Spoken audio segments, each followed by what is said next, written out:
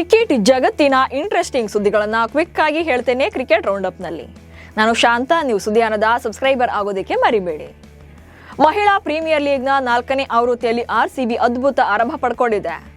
ಆಡಿರುವಂತ 2 ಪಂದ್ಯಗಳನ್ನ ಗೆದ್ದಿರುವಂತ ಸ್ಮೃತಿ ಮಂದಾನ ಪಡೆ 4 ಪಾಯಿಂಟ್ಸ್ಗಳೊಂದಿಗೆ ಪಾಯಿಂಟ್ಸ್ ಪಟ್ಟಿಯಲ್ಲಿ ಅಗ್ರಸ್ಥಾನಕ್ಕೇರಿದೆ. 2ನೇ ಪಂದ್ಯದಲ್ಲಿ ಯುಪಿ ವಾರಿಯರ್ಸ್ 144 ರನ್ಗಳನ್ನ ಕಲೆ ಹಾಕಿತ್ತು. ಈ ಗುರಿ ಬೆನ್ನಟ್ಟಿದಂತ ಆರ್ಸಿಬಿ 12.1 ಓವರ್ಗಳಲ್ಲಿ 1 ವಿಕೆಟ್ ನಷ್ಟಕ್ಕೆ ಟಾರ್ಗೆಟ್ ಅನ್ನ ರೀಚ್ ಆಗಿ ಗೆದ್ದು ಬೀಗಿದೆ. ಯುಪಿ ವಾರಿಯರ್ಸ್ ವಿರುದ್ಧ ಆರಂಭಿಕರಾಗಿ ಕಣಕ್ಕಿಳಿದ ಸ್ಮೃತಿ ಮಂದಾನ ಹಾಗೆ ಸ್ಫೋಟಕ ಬ್ಯಾಟರ್ ಗ್ರೇಸ್ ಹ್ಯಾರಿಸ್ ಅಜೇಯ ಶತಕದ ಜೊತೆಯಾಟ ಕಟ್ಟಿ ಗಮನ ಸೆಳೆದ್ರು. ಅದರಲ್ಲೂ ಕೇವಲ 8 ಓವರ್ಗಳಲ್ಲಿ ತಂಡ ಶತಕದ ಗಡಿ ದಾಟಿತ್ತು. ಈ ವೇಳೆ ಸಿಡಿಲಬ್ಬರದ ಬ್ಯಾಟಿಂಗ್ ಪ್ರದರ್ಶನ ಮಾಡಿದಂತ ಗ್ರೇಸ್ ಹ್ಯಾರಿಸ್ ಕೇವಲ 22 ಎಸೆತಗಳಲ್ಲಿ ಅರ್ಧ ಶತಕ ಪೂರೈಸಿ ತಂಡದ ಗೆಲುವಿಗೆ ಕಾರಣರಾದರು.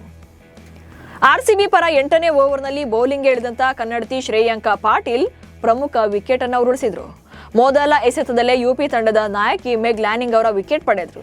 ಆನಂತರ ಅದೇ ಓವರ್ನ ಕೊನೆಯ ಎಸೆತದಲ್ಲಿ ಯುಪಿ ತಂಡದ ಬ್ಯಾಟಿಂಗ್ ಜೀವಾಳ ಎನಿಸಿಕೊಂಡಿರುವಂತ ಫೋಬೆ ಲಿಚ್ಫೀಲ್ಡ್ ಅವರನ್ನ ಔಟ್ ಮಾಡಿದ್ರು.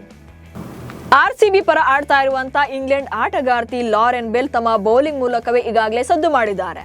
ಅದರ ಜೊತೆಗೆ ತಮ್ಮ ಬ್ಯೂಟಿ ಮೂಲಕ ಕೂಡ ಆರ್ಸಿಬಿ ಅಭಿಮಾನಿಗಳ ಮನ ಗೆದ್ದಿದ್ದಾರೆ. ಸೋಷಿಯಲ್ ಮೀಡಿಯಾದಲ್ಲಿ ಸಖತ್ ಆಕ್ಟಿವ್ ಆಗಿದ್ದು ಲಾರೆನ್ ತಮ್ಮ ಸುಂದರವಾದಂತಹ ಫೋಟೋಗಳನ್ನ ಶೇರ್ ಮಾಡ್ತಿರ್ತಾರೆ.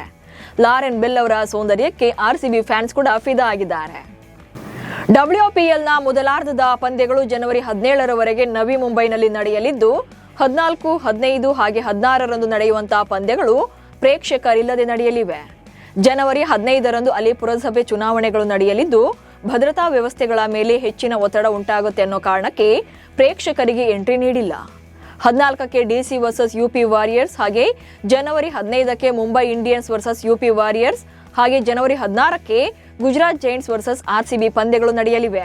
ಇವು ಪ್ರೇಕ್ಷಕರಿಲ್ಲದೆ ನಡೆಯಲಿವೆ. ಮುಂಬೈ ವಿರುದ್ಧದ Vijay Hazare trophy quarter final ಪಂದ್ಯದಲ್ಲಿ ಕರ್ನಾಟಕ ತಂಡ ವಿಜೆಡಿ ನಿಯಮದ ಅಡಿಯಲ್ಲಿ 55 ರನ್ಗಳಿಂದ ಗೆಲುವನ್ನು ಸಾಧಿಸಿ ಸೆಮಿಫೈನಲ್ ಪ್ರವೇಶ ಪಡೆದಿದೆ. ಬೆಂಗಳೂರಿನ ಬಿಸಿಸಿಐ ಸೆಂಟರ್ ಆಫ್ ಎಕ್ಸಲೆನ್ಸ್ ಮೈದಾನದಲ್ಲಿ ನಡೆದ ಈ ಪಂದ್ಯದ ವೇಳೆ ಮಳೆ ಕಾರಣದಿಂದಾಗಿ ಪಂದ್ಯವನ್ನ ಸ್ಥಗಿತ ಮಾಡಲಾಗಿತ್ತು. ಹೀಗಾಗಿ ಕರ್ನಾಟಕ ತಂಡವನ್ನ ವಿಜೆಡಿ ನಿಯಮದ ಅಡಿಯಲ್ಲಿ ವಿಜಯಿ ಎಂದು ಘೋಷಿಸಲಾಗಿದೆ. ಇನ್ನು ಪಂದ್ಯದಲ್ಲಿ ದೇವದತ್ ಪಡಿಕ್ಕಲ್ ಹಾಗೆ ಕರುಣ್ ನಾಯರ್ ಕರ್ನಾಟಕದ ಪರ ಅಜೇಯ ಶತಕದ ಜೊತೆಯಾಟವಾಡಿದ್ರು. ಈ ಜೋಡಿ ತಲಾ ಅರ್ಧ ಶತಕ ಬಾರಿಸಿ ಮಿಂಚಿದ್ರು. ಮಳೆ ಬಂದು ಪಂದ್ಯ ನಿಲ್ಲೋದಕ್ಕೂ ಮುನ್ನ ದೇವದತ್ ಪಡಿಕ್ಕಲ್ 95 ಎಸೆತಗಳಲ್ಲಿ 11 ಬೌಂಡ್ರಿಗಳ ಸಮೇತ 81 ರನ್ಗಳನ್ನ ಕಲೆ ಹಾಕಿದ್ರು. ಇತ್ತ ಕರುಣ್ ನಾಯರ್ 80 ಎಸೆತಗಳಲ್ಲಿ 11 ಬೌಂಡ್ರಿ ಸಹಿತ 75 ರನ್ಗಳನ್ನ ಬಾರಿಸಿದ್ರು. ನ್ಯೂಜಿಲೆಂಡ್ ವಿರುದ್ಧದ ಮೊದಲ ಏಕದಿನ ಪಂದ್ಯದಲ್ಲಿ ಭಾರತ ಜಯ ಸಾಧಿಸಿದ್ದು ಈ ಗೆಲುವಿನ ಕ್ರೆಡಿಟ್ನ KL ರಾಹುಲ್ ಹರ್ಷಿತ್ ರಾಣಾಗೆ ಕೊಟ್ಟಿದ್ದಾರೆ. ರಾಣಾರ ಬಿಗ್ ಹಿಟ್ಟಿಂಗ್ನಿಂದ ಚೇಸ್ ಸುಲಭ ಆಯಿತು. ಹರ್ಷಿತ್ ರಾಣಾ ಅದ್ಭುತವಾಗಿ ಬ್ಯಾಟಿಂಗ್ ಮಾಡಿ ನನ್ನಿಂದ ಒತ್ತಡವನ್ನ ಕಡಿಮೆ ಮಾಡಿದ್ರು. ಈ ಗೆಲುವಿನ ಕ್ರೆಡಿಟ್ ಕೇವಲ 23 ಎಸೆತಗಳಲ್ಲಿ 2 ಬೌಂಡ್ರಿ 1 ಸಿಕ್ಸರ್ನೊಂದಿಗೆ 20 ರನ್ ಸಿಡಿಸಿದ ಹರ್ಷಿತ್ ರಾಣಾಗೂ ಸಲ್ಲಬೇಕು ಎಂದಿದ್ದಾರೆ. ನ್ಯೂಜಿಲೆಂಡ್ ವಿರುದ್ಧದ ಪಂದ್ಯದಲ್ಲಿ ರೋಹಿತ್ ಶರ್ಮಾ ಬೇಗನೆ ಔಟ್ ಆಗಿ ವಿಕೆಟ್ ಅನ್ನು ಒಪ್ಪಿಸಿದ ಬಳಿಕ ಸ್ಟೇಡಿಯಂನ ಸ್ಟ್ಯಾಂಡ್ನಲ್ಲಿದ್ದಂಥ ಅಭಿಮಾನಿಗಳು ಜೋರಾಗಿ ಚಪ್ಪಾಳೆ ತಟ್ಟಿದ್ರು. ಇದು ವಿರಾಟ್ ಕೊಹ್ಲಿ ಅವರ ಅಸಮಾಧಾನಕ್ಕೆ ಕಾರಣವಾಗಿದೆ. ತಮ್ಮದೇ ದೇಶದ ಯಾವುದೇ ಆಟಗಾರ ಔಟ್ ಆದರೆ ಜೋರಾಗಿ ಚಪ್ಪಾಳೆ ತಟ್ಟಿ ಸಂಭ್ರಮಿಸೋದು ಸರಿಯಲ್ಲ ಎಂದಿದ್ದಾರೆ. ಬಿಗ್ ಬ್ಯಾಶ್ ಲೀಗ್ನಲ್ಲಿ ಮೆಲ್ಬೋರ್ನ್ ರೆನೆಗೇಡ್ಸ್ ತಂಡವನ್ನ ಸೇರಿಕೊಂಡಿರುವಂತಹ ಪಾಕ್ ಆಟಗಾರ ಮೊಹಮ್ಮದ್ ರಿಜ್ವಾನ್ಗೆ ಲೈವ್ ಪಂದ್ಯದಲ್ಲಿ ಅವಮಾನ ಮಾಡಲಾಗಿದೆ. ರಿಜ್ವಾನ್ ಅವರ ಈ ಕಳಪೆ ಫಾರ್ಮ್ ಹಾಗೆ ನಿಧಾನಗತಿಯ ಬ್ಯಾಟಿಂಗ್ನಿಂದ ಬೇಸತ್ತಂತ ತಂಡದ ಮ್ಯಾನೇಜ್ಮೆಂಟ್ ಅವರನ್ನ ಪಂದ್ಯ ನಡೆಯುವಾಗಲೇ ಆಡಿದ್ದು ಸಾಕು ಬಾ ಎಂದು ಅರ್ಧಕ್ಕೆ ಬ್ಯಾಟಿಂಗ್ ನಿಲ್ಲಿಸಿ ಪೆವಿಲಿಯನ್ಗೆ ವಾಪಸ್ ಕರೆಸಿದ್ದಾರೆ. ರಿಟೈರ್ಡ್ ಔಟ್ ಆಗಿದ್ದಕ್ಕೆ ಮುಜುಗರದಿಂದ ರಿಜ್ವಾನ್ ಪೆವಿಲಿಯನ್ಗೆ ಹಿಂತಿರುಗಿದ್ರು. ಇವಿಷ್ಟು ಇವತ್ತಿನ ಕ್ರಿಕೆಟ್ ರೌಂಡ್ ಅಪ್ ಸುದ್ದಿಗಳು. ನಮಸ್ಕಾರ.